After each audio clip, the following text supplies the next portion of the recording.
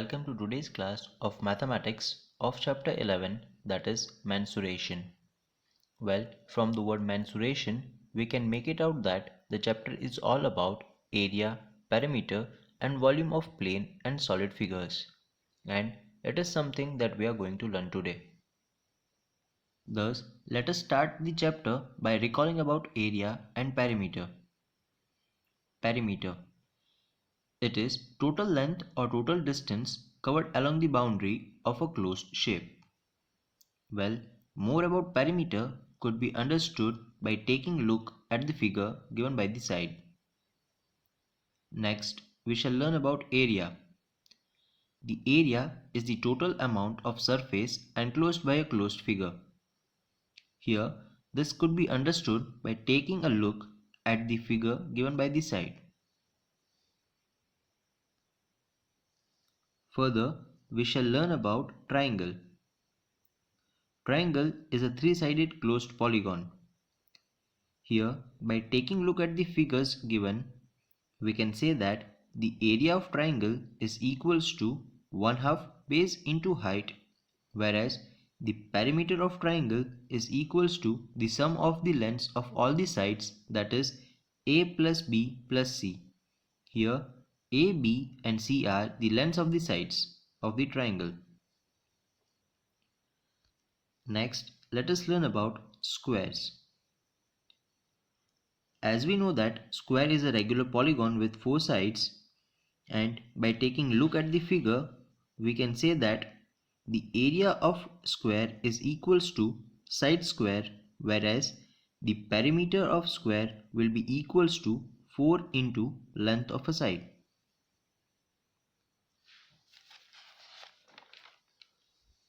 Further, we will learn about rectangle.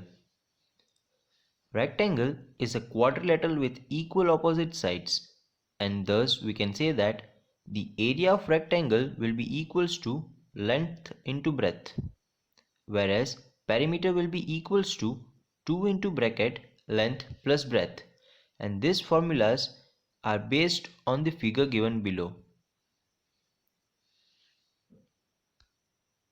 Next, we shall learn about parallelogram.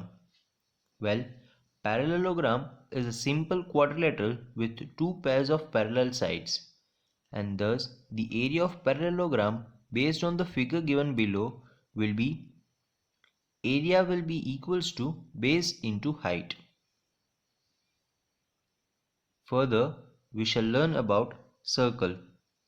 Well, a circle is a simple closed curve which is not a polygon. It is a collection of points which are equidistant from a fixed point, and this fixed point in the middle is center, and the fixed distance is radius. Also, the perimeter of circle is known as circumference of circle, and its value is 2 pi r. Moreover, the area of circle, that is pi r square, is obtained when we make a cut at the point on a circle to get a rectangle of length pi r and width r.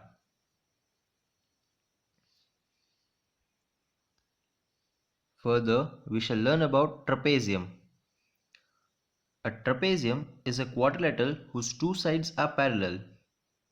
Here, the figure given by the side shows trapezium having height h and lengths a and b, and thus the area of trapezium here will be equals to 1/2 a plus b into h, and thus we can say that the area of trapezium is half the product of the sum of the parallel sides and perpendicular distance between them. Also, the area here can be obtained by finding the areas as we do in case of irregular shapes. Next, let us learn how to find the area of a quadrilateral in general. Here we will learn to find the area of general quadrilateral using the figure given. Here we will first divide the quadrilateral into two triangles, that is triangle ABC and triangle ACD, and then find their areas individually.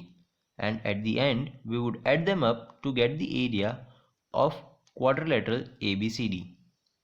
Thus, from the figure we can say that area of quadrilateral ABCD will be equals to area of triangle ABC plus area of triangle ACD, which will be equals to 1 half AC into H1 plus 1 half AC into H2. Thus, the area of triangle ABCD will be equals to 1 half H1 plus H2 into AC. Well, here H1 and H2 are the heights and AC is nothing but the length of the common diagonal, that is D. Next, we shall also learn about area of special quadrilateral, that is rhombus. Well, a rhombus is a quadrilateral with all sides equal and parallel. Its two diagonals are perpendicular bisector of each other. Here, from the figure shown by this side, we can say that the area will be equals to 1 half into d1 into d2, where d1 and d2 are the lengths of the diagonals. Thus, for rhombus, we can say that the area is half the product of its two diagonals.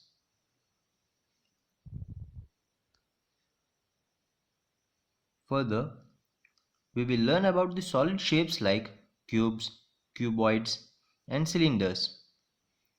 Well, here in the figure given, we can say that for the cubical box, it has 6 faces and each of them are square and identical.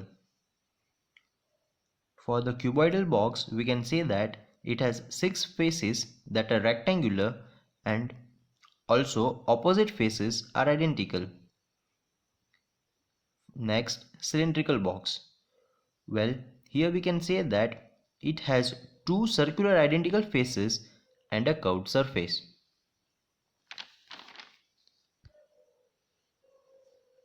Further, we will learn about surface area and volume of the solid shapes. Well, let us start with the surface area.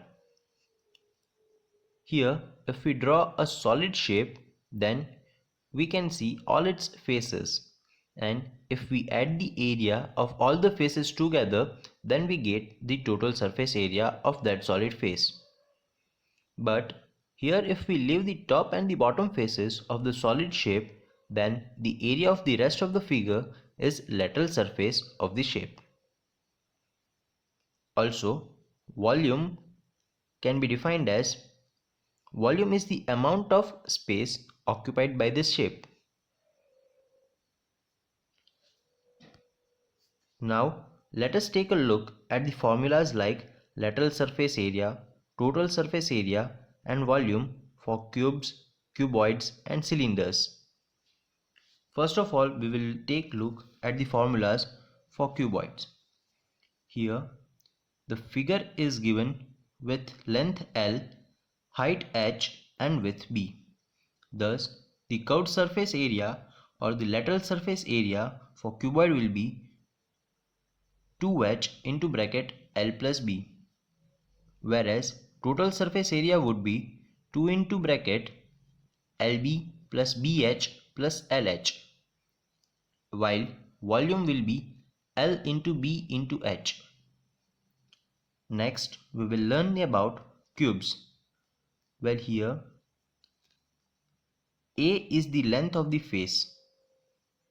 Thus, the lateral surface area or the curved surface area for cube will be 4a square, whereas the total surface area would be 6a square, while volume will be a cube.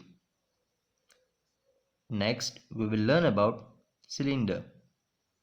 Well, here the lateral surface area or the curved surface area is 2 pi r h, whereas the total surface area is 2 pi r into bracket r plus h, whereas the volume is pi r square h. Well, I hope you are clear with the concepts. Thank you.